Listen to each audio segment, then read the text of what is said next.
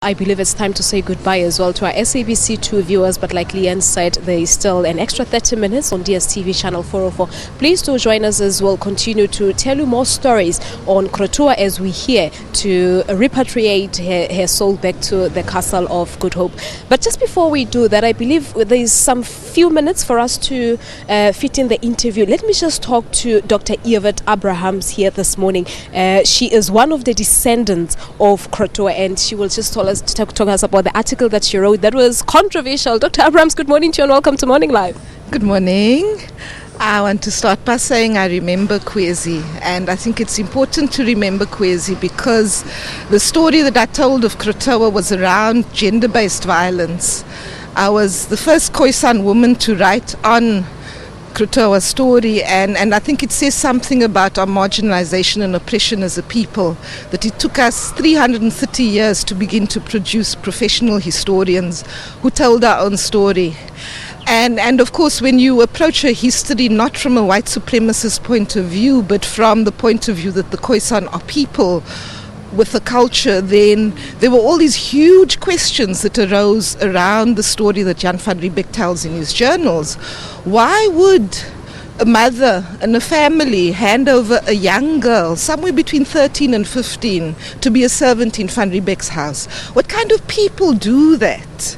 And you can see it only makes sense if you assume that these people are half animals, not completely sentient, having no love for their young. But the minute you say, but the Khoisan are people, it doesn't make any sense.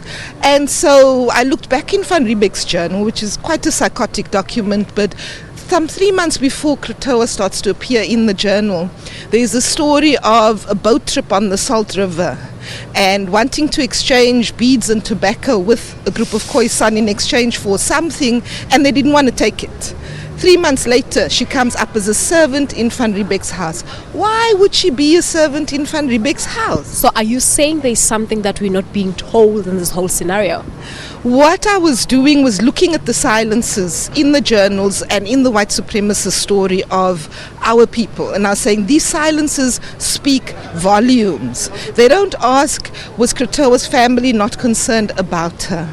Another thing that comes, sorry for rushing you like this, Dr. Abrahams, but what we read is that she died an alcoholic and she was into prostitution. Is that a reality? What I said in the article is I can't prove rape because that's never admitted in the journal, but I can definitely prove rape trauma syndrome. And I give a description of the symptoms of rape trauma syndrome. It's a form of post-traumatic stress that you suffer from when you're raped. And I said, think of alcohol as Mother Krotoa's way of self-medicating the trauma that she went through. The fact that she left the castle for many years but came back speaks to a need to re-explore the trauma. Try and imagine a matriarchal people, a people that practices gender equality, where rape is unknown.